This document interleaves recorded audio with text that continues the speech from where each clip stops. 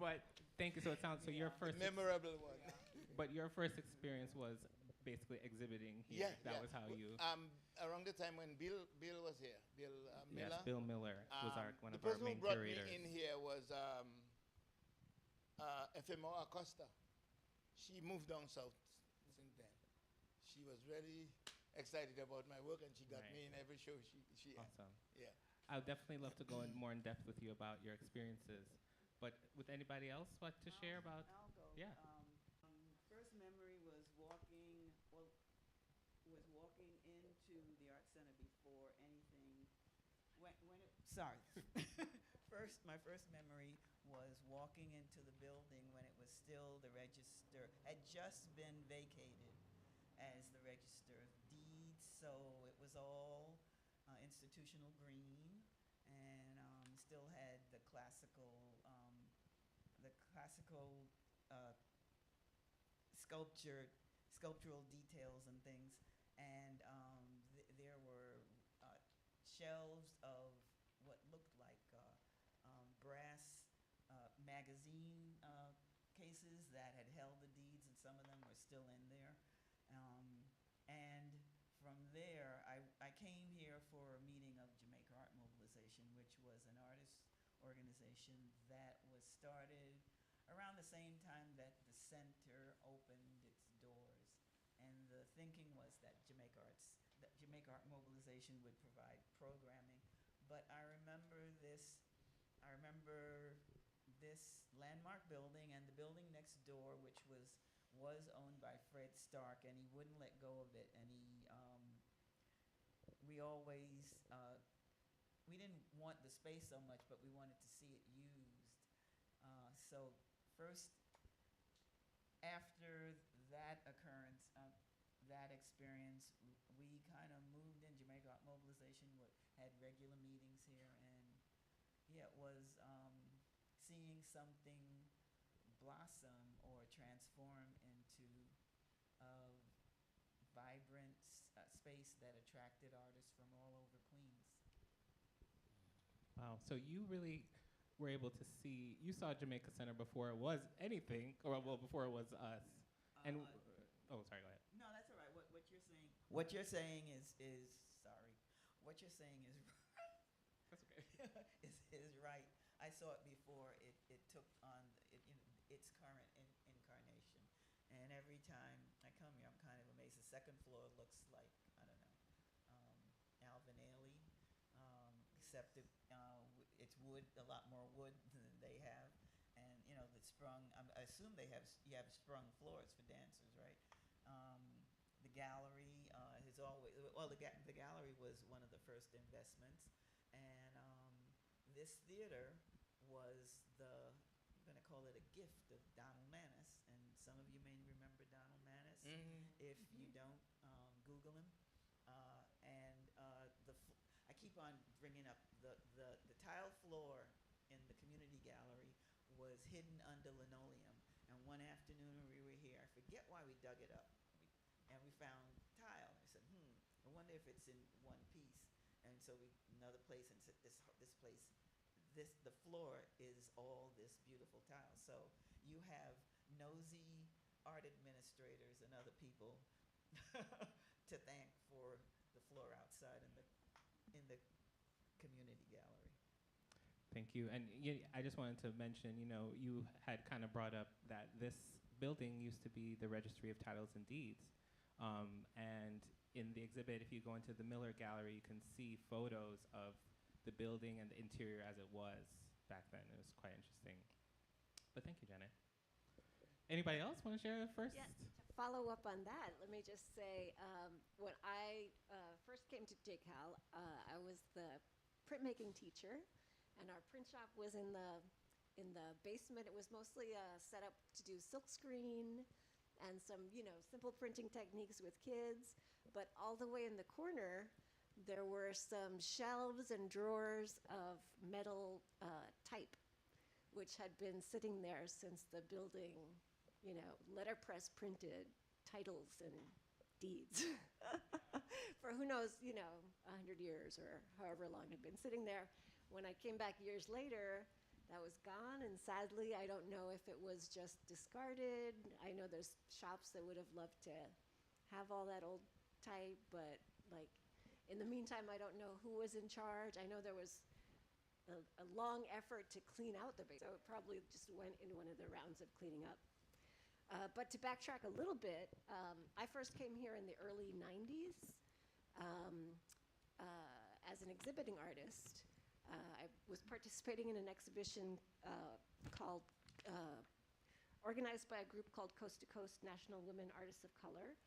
And it was an exhibition of artist books by about 100 artists who lived all across the country. It was a traveling exhibition, and JCAL was, I think, the last stop. And at some point, and I had never heard of, even though I grew up in the neighborhood, I didn't know about JCAL. Our parents didn't know about it. They didn't bring us here. So this was the first time I was hearing about it. But at some point during the show, oh yeah, because the artists were from all over the country, someone thought it would be a good idea to put the where everyone lived on the label of the artwork, which is very unusual, right? I've never seen that in any other exhibition. But my label identified not just that I was New York based, but Jamaica, New York. You know, again, like very granular detail, right? But at some point I got a call from Howard Ash, who was the education director here, who had apparently been interested enough in the show that he read the labels.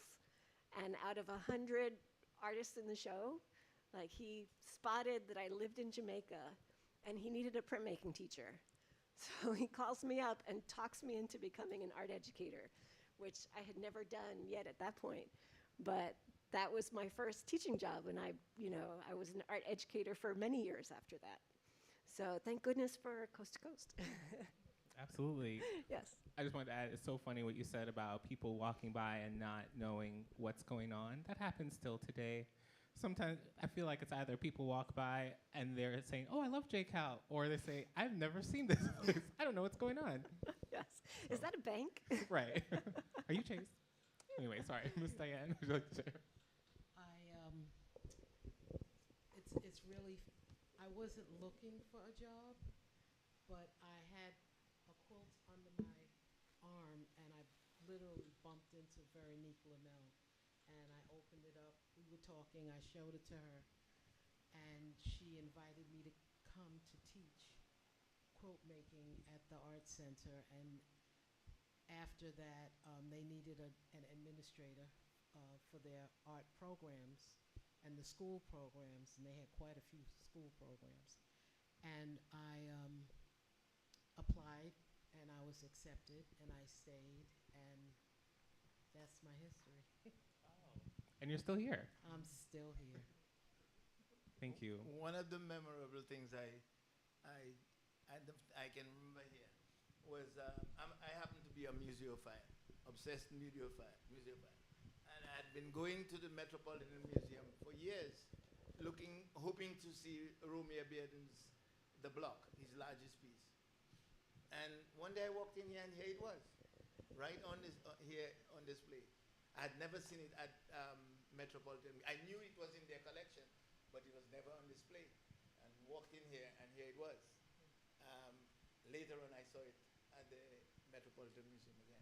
Yes, there's been so many amazing artists that have come through here through the years. And again, I'm going to point to the exhibit. You'll see a lot of the posters. We've had shows from major museums that have come through here, very prominent artists, black artists, women artists, from any medium, you know. So it's really an honor to be here, honestly, and to talk to you. And so awesome that you got to see that, you know, in your time here. I would love to go back, honestly, to the beginning and talk about how JCAL was founded. It was founded by artists, mainly. And Janet, you were part of that movement. You already mentioned Jamaica Art Mobilization. Can you tell us a little bit more about, you know, how that came about? What was JAM, and how did you find yourselves here in this building? Well, Queens at that point in the early 70s was a bedroom. everybody went home to Queens to, you know, have families and sleep, and all the culture, or most of the cultural activities, had happened in Manhattan and some in Brooklyn. In fact, those of there's something called per capita funding through the state is by per capita, and each person gets, I don't know how much, 55 cents, and when you add it up, it's a lot of money. And at that point, up to, I don't know when, well, when PS1 opened, the money that should have gone to Queens went to Manhattan, went to the large organizations in Manhattan, because in theory, we were going into Manhattan for culture because there was none here. So when Jamaica Arts Center opened, artists, like I said, from all over Queens came here. Even artists from Long Island came here because there was nothing. And there were a few, I shouldn't say a few, maybe a couple small organizations. One had a building, that cul-de-sac in back of the church on Parsons. Those small buildings, they had one of those that they did annual shows in.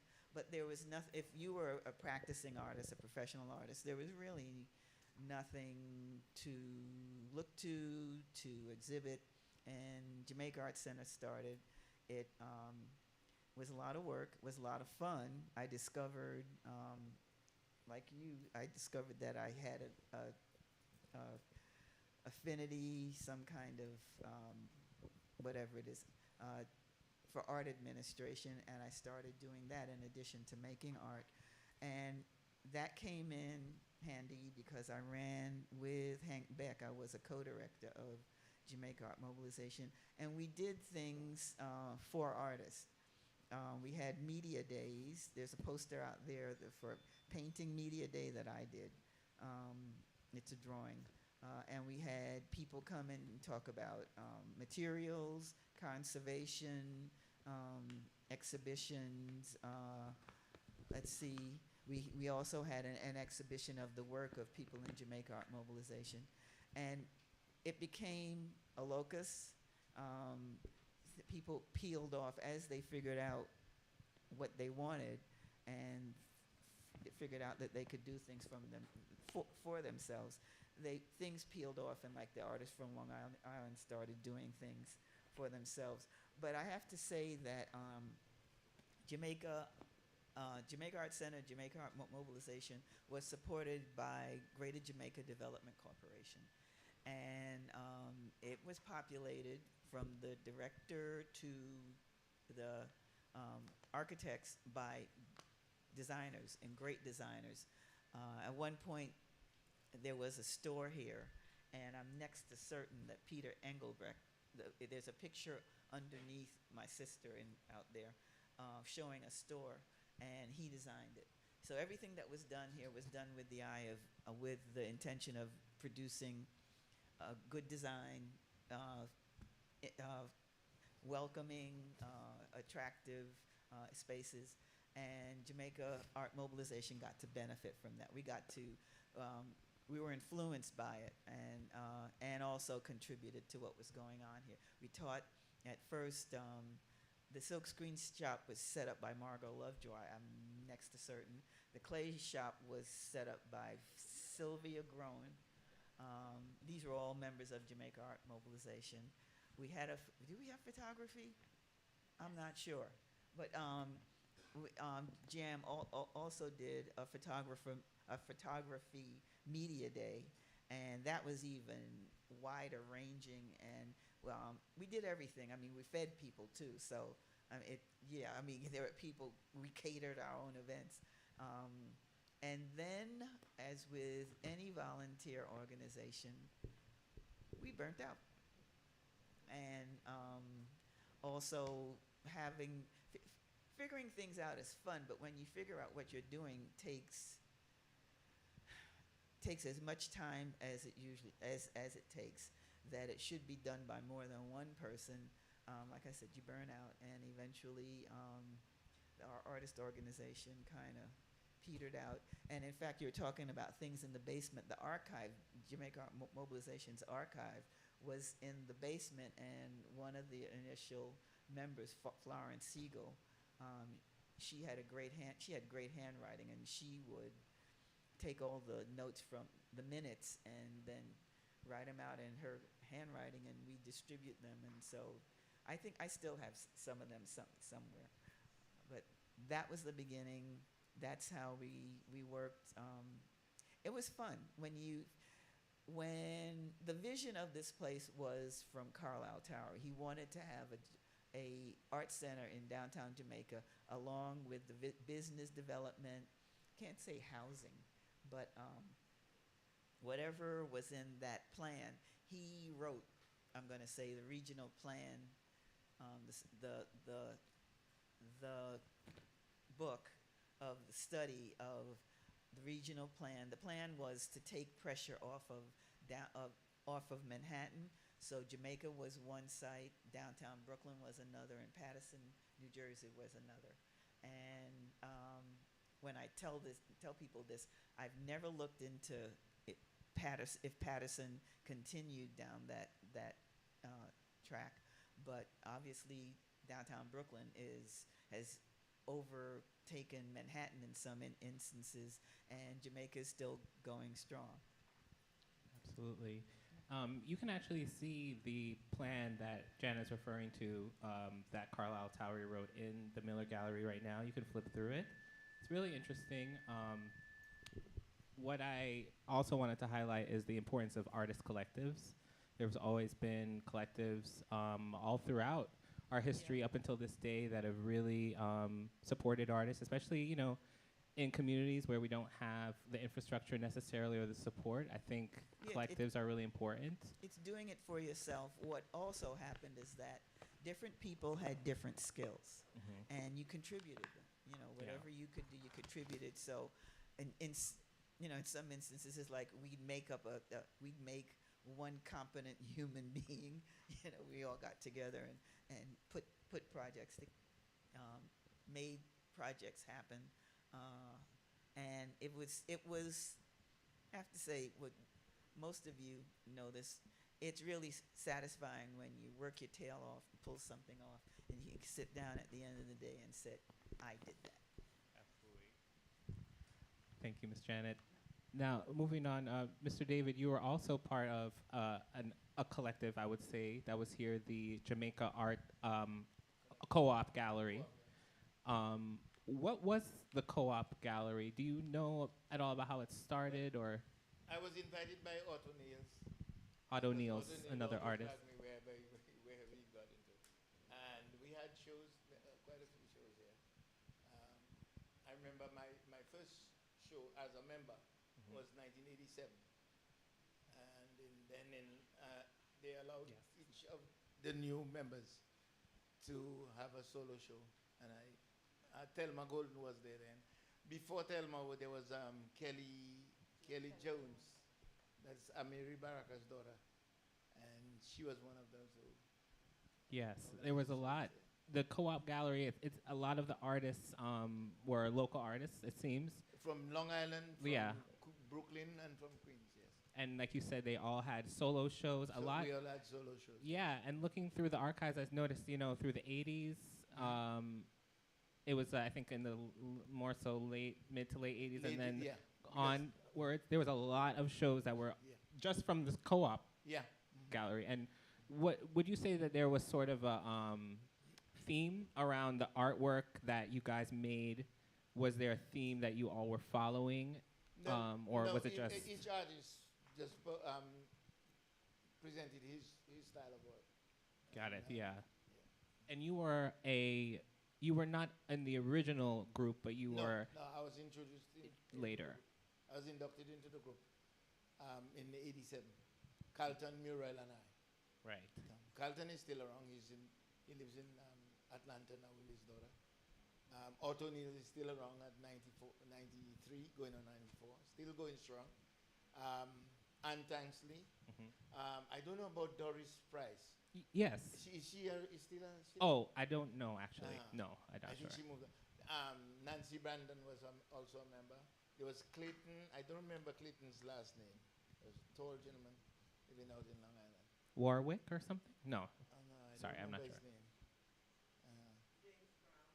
James Brown was James a member, Brown. yes, yeah. And some of these artists are actually collected. This is just a trivia, but they are collected in the York College collection. I know James Brown has a mural or a painting rather on site there, but just so I you know. remember in 1985, I executed my largest painting, it's 9 feet by 16 feet. And I came here to ask, I came here to ask Miller, Mr. Miller, Bill Miller, Yes, Bill Miller. about insuring it because I had been in fact, he was one who suggested that I show it at Queensborough Hall, and it was on display at Queensborough. In fact, Donald Manis was supposed to open the show the same Oh, weekend wow. that he slashed his wrist, and Claire Schulman was the one who, is she around still, Claire Schulman? She passed away. Okay, she was the one who, that was her first function as acting borough president, yes. Oh, okay, yes. Yes, a sad history, but it's there. And Miss Diane, you are also, of course, part of the quilting collective here. Is that how you first got involved? No, as No. a matter of fact, I was offered a position in the education department, Right. working with the artists and setting up. There was a program called Art Go Round, and they went to various schools, and the children were bussed in to learn the different approaches to art that we were offering at that time. So for me, because I really only did that was brutal because the cotton seed and everything that was, you had to mash it a certain way and put it in the layers a certain way. I mean, everything has changed since then, and it's more modern now, the approach. They have quilting machines and special machines to do the actual quilting, which when I was teaching it, everything was by hand. And they have patterns and templates that you could purchase now.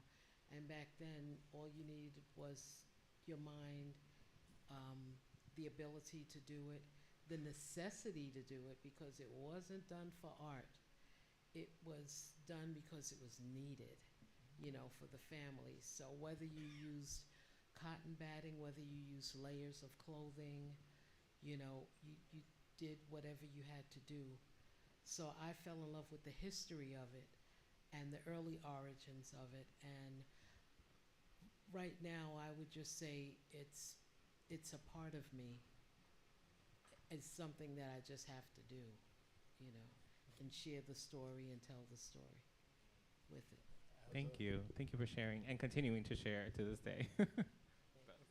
As she said something about quilting, I was amazed to find out that quilting was, it goes back to its slavery days.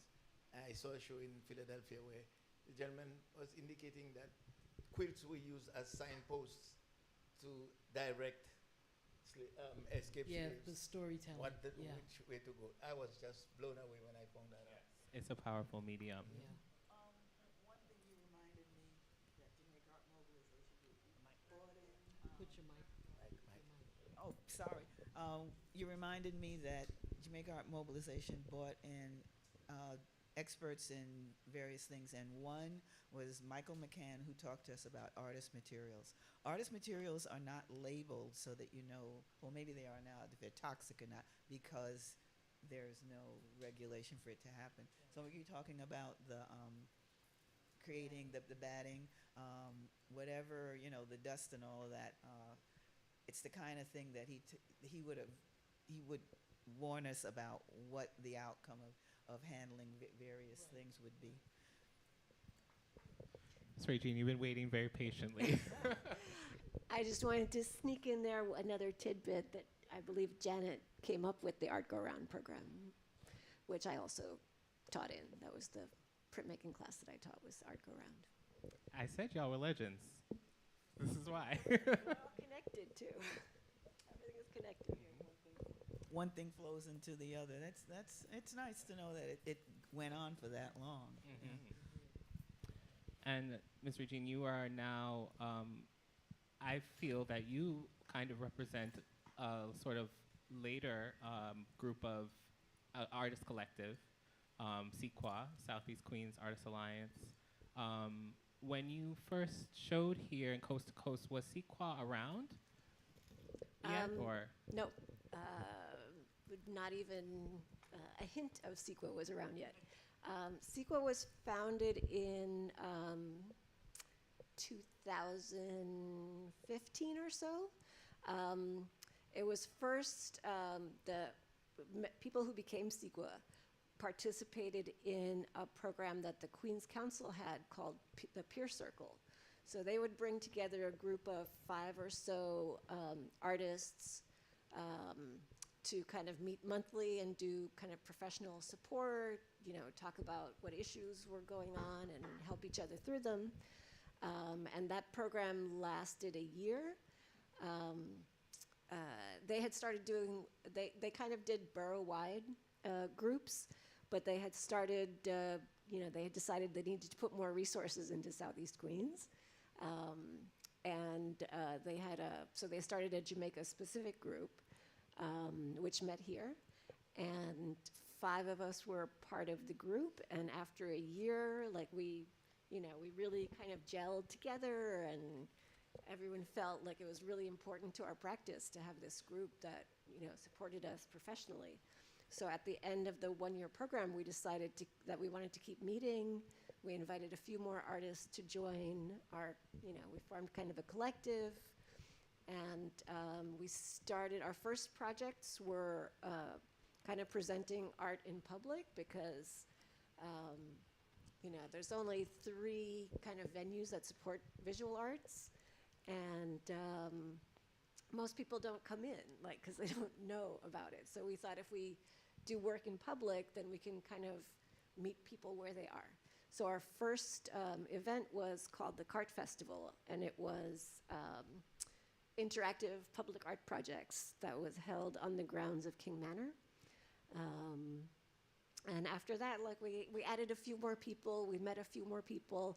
I think a lot of us hadn't really, like Janet said, right? Traditionally, Queens is like a bedroom community. Most of us didn't know other artists in Southeast Queens because, to show our work or to go to openings or whatever, we all traveled to Brooklyn and Manhattan. And it was only through the Peer Circle and later through CEQA that we started meeting more and more people who actually live in the neighborhood, including Margaret Van Ries, who, is the late, great Margaret, who was a board member here. She was the head of the art department at York and a fabulous painter. She was one of our members. And now we're up to about 14 people. But we also support other artists in the community. We try to share information when we get it, because one thing we found was a lot of times people find out about things when it's too late. So if you don't have a professional network, you might not know, this deadline is coming up or whatever. So we have a Facebook page where we kind of share that information. And we've curated a few shows, including shows here. Yeah, thank you. I love the theme here. I think connecting you and CEQA and Jam, and it's collectives can really provide services, I think, to artists, and a lot of artists don't really get the training, I think, or a professional development always, and the support to survive, as artists. So I really appreciate. I'm sure artists in the audience here will also appreciate the work that you do and continue to do. And also organizations, shout out to Flushing Town Hall as well as another great place for artist services. Yeah, I just wanted to shout that out. I mean, being you don't have the water cooler to hang out at when you're an artist, right? It can be very isolating. So working with a collective and sharing resources and information can be really important. And creating opportunities to show your work. I would love to give the audience a chance to share any thoughts or questions that they may have for our panel. What do you think? What are you Anybody? thinking? Don't all jump up at once. If there's anything that, sparked your curiosity while any of our panelists were talking, or I can ask another question. Sure. So there seems to be a dynamic that a lot of like, for example, the New York City Culture Pass. There's so many events, so many museums in Manhattan and all over the borough that don't have that. What is the connection between JCAL and local schools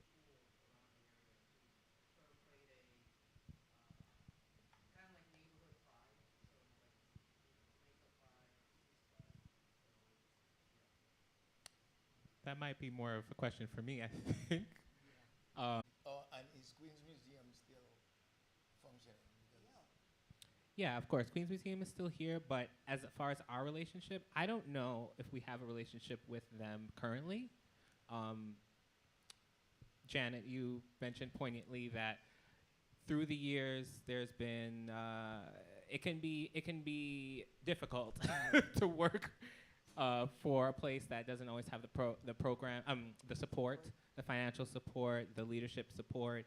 We've gone through a lot here. There have been some really tough times. We've closed twice in our history, not for renovations, and that's not including the renovations, Um, and I would say that a lot of the relationships that we're building it's ongoing. It's ongoing work.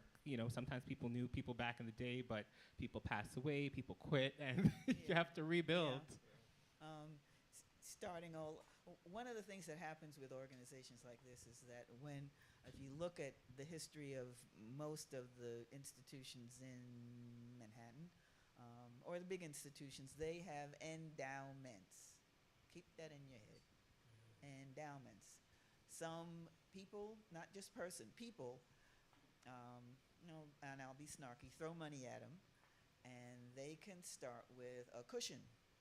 Most organizations like JCAL, you get public funding.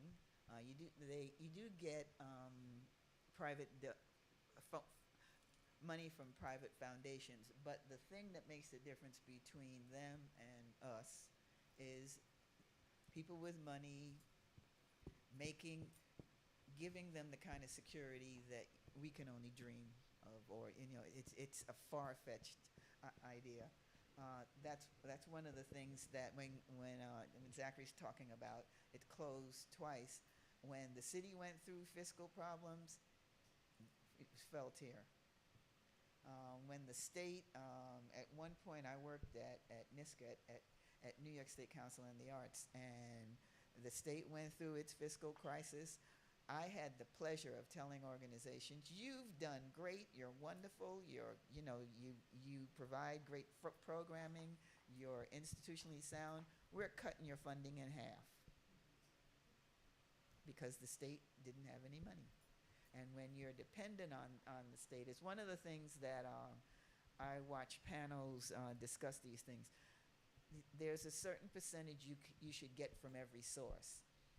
Earned income, foundations, government funding, and you never get most of your money from one source. Even I'm talking about endowments. One organization, the person that funded 80% of its operation got incapacitated, had a stroke, and could no longer function. The organization closed down 2 weeks after that because there was no way of getting money anymore. So anyway, these organizations, and even going into business, you need capital. And we're not in a position to provide it. And it's something that needs to be talked about, because maybe, like those not programs, but those organizations where they round up your charges to $1 and you can invest that, and gradually you build up, a nest egg. Maybe something like that can be done for organizations, so we're not always dependent on government funding, at least to the extent where it's your lifeline. Zachary, I want to follow up on something you said about showing a lot of local artists, which this is something I've thought about over the years. Like, I think JCAL has kind of struggled with finding a balance between showing work by, major important artists and artists from Queens, and and it's kind of been by curator, and I think in the past, like, JCAL has shown some really important work by like really inspiring like world-class artists, right? And I think at times that has maybe alienated local artists who feel like there's no place for them here. But it's also like that's art education and that's like professional development and inspiring for local artists. I mean, why should you only be able to see some of these people at the Metropolitan, right? So like I think finding that balance is really important and something that I don't know if we think about that enough, because like people like Martin Puryear, right? Janet, like, back me up here. Am I remembering correctly? Like he had a really important show here, right? And later went on to represent the U.S. in the Venice Biennial. That's right. And so like some of those people got their start here. And Lorna Simpson and Wanchi Muti and who else? Yeah, Marion Hassinger. Like a lot of really important work was shown here, and that's I mean that both puts you on the map, and also it's really important for the community to see, we don't want to become like parochial and only like see work by each other. Like I think it's really important to have like a balance of both, and then also like for people who are emerging artists, like professional development should be part of the resources for supporting artists at that level and not just showing their work, right? Because you're not going to get to the next level if you're kind of showing in your in your bubble only, right? So something I've thought about. You're right in that it's also educational, because I was never familiar with Robert Duncanson until I saw one of his paintings here. Okay? Yeah. And as I said before, I had been looking for Romeo Bearden's work. And this was the first place I saw it. Yeah, the point that you made, Regina, about education is well taken, because, at the beginning of JCAL's history, the exhibitions, a lot of them were all about educating about art. And they were showing works that were like about classical art or artwork that was in collections. And that was almost, I think, what some naysayers of JCAL were afraid of, because when we opened, there were protests from, local organizers, people like Tom Lloyd, who... Do you want to talk about that? No, I don't want you to talk about it right here, but I'm just doing the abridged version. But I'm just trying to say, there were people who didn't want JCAL to exist, and they thought that it was going to alienate, like you said, it was going to alienate people, that artists were not going to feel welcome, especially people from the neighborhood. And that's something we still kind of, I think right now we're in a place where our leadership is like, okay, we need to really open it up. We need everybody to have a chance, and we need it to be that artists feel like this is a place they can come to. Like I said earlier, people walk by, they don't know that we're even here, what's going on inside. So we do want to welcome, of course, local artists. But like you said, then are we limiting ourselves and saying, well, we can only be, a Queens based, art space. So, there's pros and cons to both.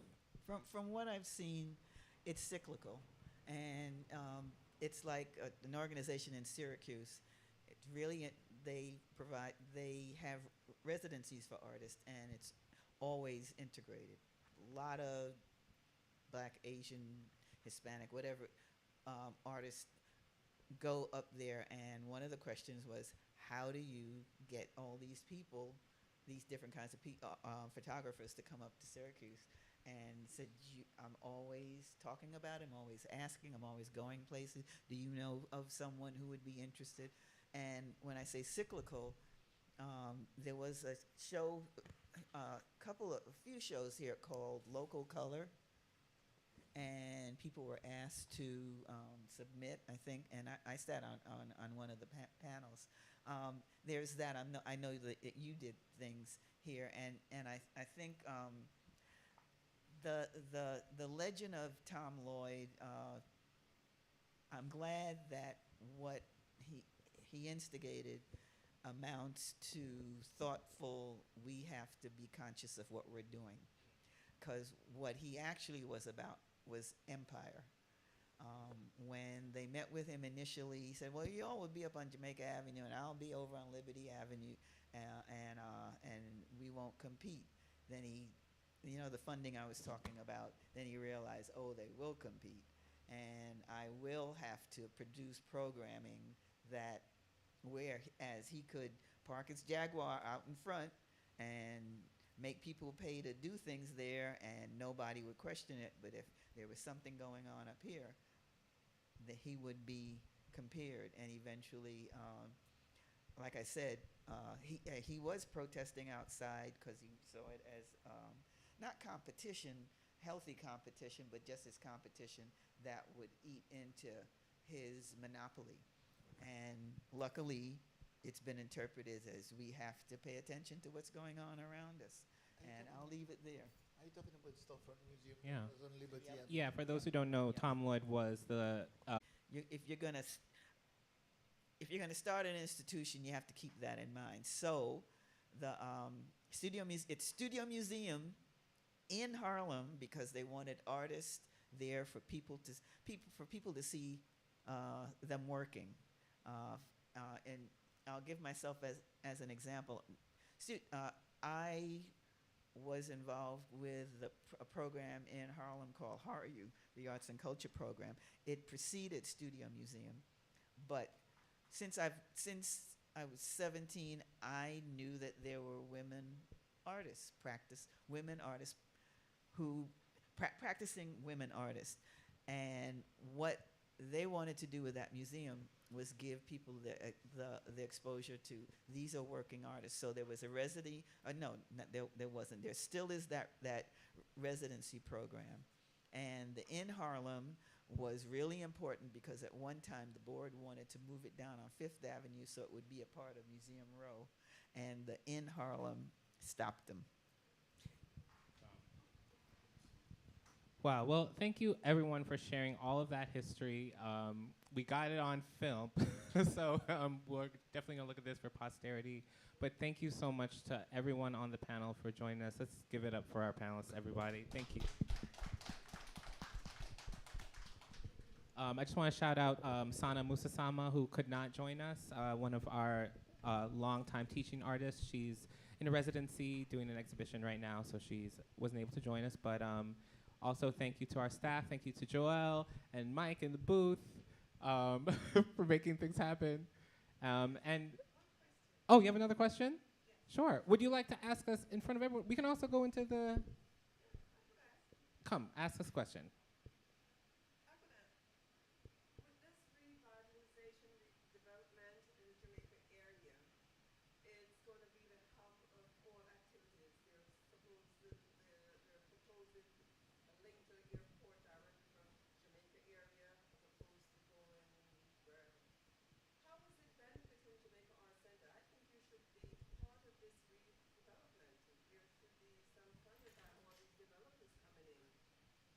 You're talking about currently or back then?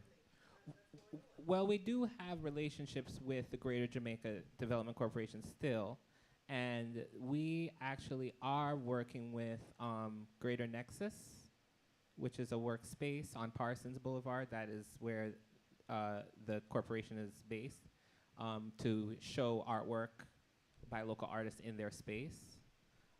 We also have relationship with Resorts World, where we put artwork on their red wall. We'll be programming artwork in there. And those are all, Resorts World and Greater Nexus are both sort of, well, Resorts World is not in Jamaica, but both are sort of contributing to, I would say, development of the area overall. Yeah. Regine has been real conscientious about attending planning meetings. For what it's worth. Yeah, the borough president, borough, yeah, I don't know the details, but they've been having meetings and talking to, what do you call it?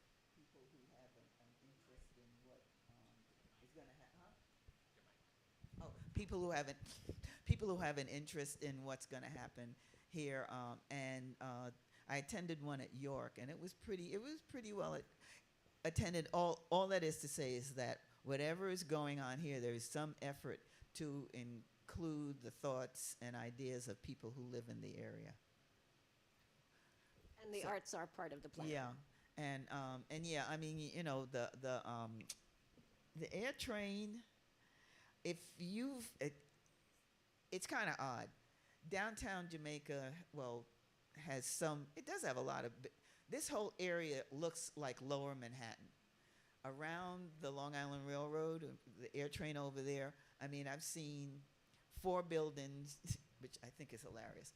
They built the first one. I don't know. It's 20 stories. Had a view from south, north, or west, east, west, and I thought, I wonder if the view to the west cost more than the view to the east, because the view to the east looked over in Jamaica Bay, and the west looked in Manhattan. Anyway, they built another building right in front of that. So these people don't have a view anymore. Then they build another one in front of that, so they don't have a view. Downtown, I mean, Jamaica, around Sutphin and Jamaica Avenue has, like I said, turned into another high-rise, development of the city. Really flip over. Yeah. I don't know about you. I'm renting, but we could definitely go on and on. But please join us. We're going to have a reception right now in the galleries. There's some refreshments and some wine, and I would love for you all to join us to continue talking. After this person has one last question.